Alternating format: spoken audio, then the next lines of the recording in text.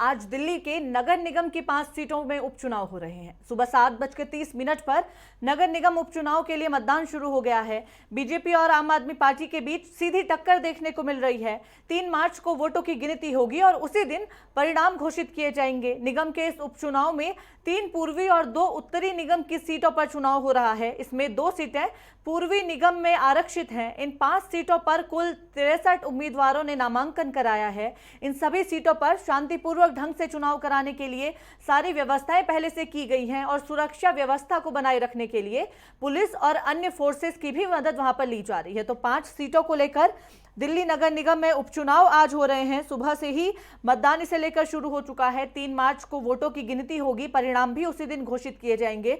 सीधी टक्कर की अगर हम बात करें तो आम आदमी पार्टी और बीजेपी के बीच उस वक्त सीधी टक्कर देखने को मिल रही है, जिसके बाद लगातार संशय का माहौल बना हुआ है कि आखिर किस पार्टी पर भरोसा जताया गया होगा, कि आखिर किस पार्टी का पलड़ा भारी होता हुआ नजर आएगा। तो इसी के मद्देनजर आज 5 सीटों को लेकर उपचुनाव हो रहे हैं। मतदान सुबह के वक्त से शुरू हो गया है, जो कि शाम तक जारी रहेगा। इस दौरान पार्टियों की ओर से अपनी ओर से पूरी कोशिश की गई है कि तमाम तरह से लोगों को आकर्षित अपनी पार्टी की ओर किया जाए।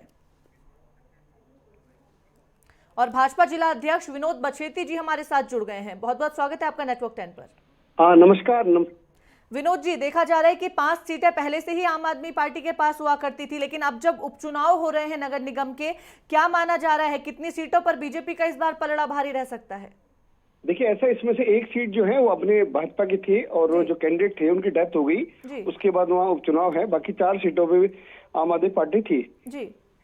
और ये जो चुनाव है, इस चुनाव में बेसिकली जो आम आदमी पार्टी ने हेलो जी बिल्कुल, आपकी आवाज आ रही है। आम आदमी पार्टी ने जो यहाँ दोनों ही बिल्कुल मतलब ये श्रम बस्ती है, दोनों कल्याणपुरी त्रिलोकपुरी जी, मतलब यहाँ पे बेसिकली 22 गज के मकान है जी। और केजरीवाल जी हर बार आश्वासन देते थे कि जहाँ झुकी हुआ मकान और बिजली फ्री, पानी फ्री जी।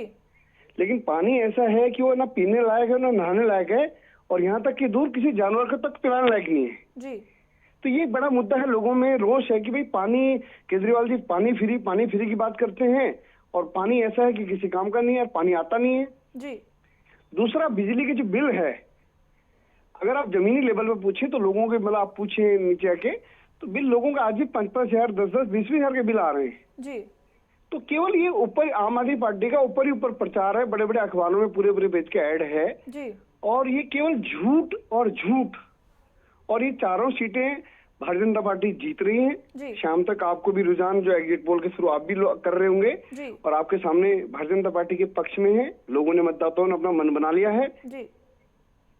विनोद जी, इस दौरान आपसे जानना चाहेंगे, तमाम तरह के रोड शो का आयोजन इस बार किया गया है, सभाओं का आयोजन किया गया, बीजेपी ने भी अपनी पूरी ताकत झोंकी है। वहीं आम आदमी पार्टी की अगर हम बात करें, उनकी ओर से भी पूरी कोशिश यही की गई है कि इस बार जीत उनकी हो, लेकिन आरोप प्रत्यारोप का दौर भी लगातार जारी है। जैसा कि आपने अभी बोला है कि आम आदमी पार्टी ने जिस तरह के वादे जनता से किए हैं वो खोखले रहे, लेकिन आम आदमी पार्टी की ओर से भी कहा जा रहा है कि बीजेपी अपनी अहम जिम्मेदारियों को निभाने में फेल हो रही है। ऐसे में क्या कुछ आप कहेंगे विनोद जी?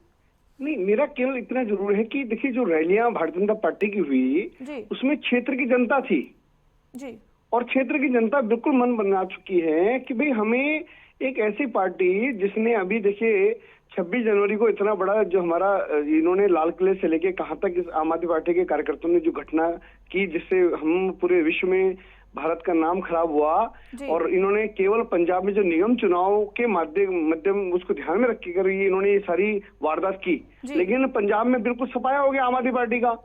तो उसी तरह इस चुनाव में भी कहीं ना कहीं दिल्ली के जो 5 उपचुनाव है इसमें आम आदमी पार्टी को बिल्कुल मुझे लगता है कि जनता नकार चुकी है और भारतीय जनता पार्टी के हमारे 4 पार्षद भारतीय जनता पार्टी के बनेंगे। जी विनोद जी, इस दौरान दिल्ली के सीएम अरविंद केजरीवाल की ओर से भी रोड शो के दौरान एक बात कही गई कि दिल्ली में आम आदमी पार्टी की सरकार है। इस दौरान उन्होंने कहा कि अगर नगर निगम का पार्षद भी आम आदमी का पार्टी का होता है तो तालमेल बेहद अच्छा दोनों ही जगहों पर बैठ पाएगा और इस तालमेल के चलते काम सही तरीके से हो पाएंगे। क्या मानते हैं, क्या इसका कुछ प्रभाव जनता के मन में देखने को मिल सकता है विनोद जी? बहुत अच्छा सवाल आपने उठाया और मैं चाहता था कि आप ये सवाल उठाएं। देखिए, ये जो चुनाव क्यों हो रहा है उपचुनाव, क्योंकि यहाँ पे 3-3 साल से इन्हीं के तो पार्षद थे जो विधायक बन गए जी। यहाँ तो भाजपा के पार्षद थे ही नहीं। जी ये जो तीन साल आम आदमी पार्टी के पार्षद थे, 1 साल पहले विधानसभा चुनाव हुआ, उनको विधायक का टिकट विधानसभा में उन्होंने चुनाव लड़ा, वो आज विधायक बन गए, वो सीटें खाली है। जी। तो 3 साल दोनों सीट मतलब चारों सीटों पे 3 साल इन्हीं के पार्षद तो थे, जी। तब इन्होंने काम नहीं कर पाया, तो अब क्या कर पाएंगे? केवल केजरीवाल जी को तो झूठ बोलने में बहुत माहिर है, वो तो जी। बहुत तेज है। वो तो आज देखिए, वो पूरे देश में जिस तरह का झूठ और शिक्षा का मॉडल की बात कर रहे हैं, ये लोग आज कहते हैं कि दिल्ली का शिक्षा मॉडल 1045 स्कूल हैं, उसमें से 650 स्कूल में प्रिंसिपल है, बाकी स्कूल में प्रिंसिपल नहीं है। पिछले 6 साल में इन्होंने दिल्ली के स्कूलों में एक भी नए टीचर की भर्ती नहीं करी। जी पिछले 6 साल में इन्होंने एक नई डीटीसी की बस नहीं खरीदी। इन्होंने युवाओं को झूठा उनको बगला करके कहा कि पूरी दिल्ली वाईफाई फ्री होगी, लेकिन नहीं हुई। इन्होंने कहा था 20 विश्वविद्यालय बनाएंगे, एक नया विश्वविद्यालय नहीं बनाया। ऐसे कितने अनगिनत झूठ इन्होंने पब्लिक बेचारी सीधी सादी पब्लिक के इन्होंने झूठ कहा करके उनको बगलाया, उनका वोट लिया, लेकिन अब पब्लिक समझ चुकी है। जी विनोद जी, आरोप प्रत्यारोप का दौर तो लगातार जारी रहेगा, लेकिन देखना दिलचस्प होगा कि आखिर 3 तारीख को आने वाले परिणाम के बाद जनता का रुझान किस पार्टी की ओर है। बहुत धन्यवाद विनोद जी हमारे साथ बातचीत करने के लिए। तो दिल्ली में नगर निगम को लेकर उपचुनाव 5 सीटों पर सुबह से ही जारी है, मतदान इसे लेकर किया जा रहा है। तमाम तरह से आम आदमी पार्टी भी और साथ ही भारतीय जनता पार्टी भी पुरजोर कोशिशें कर रही थी। शुरुआत से ही जब रोड शो का आयोजन किया जा रहा था, सभाओं का आयोजन किया जा रहा था, इस दौरान कोशिश यही थी कि ज्यादा से ज्यादा जनता को भरोसे में लिया जा सके।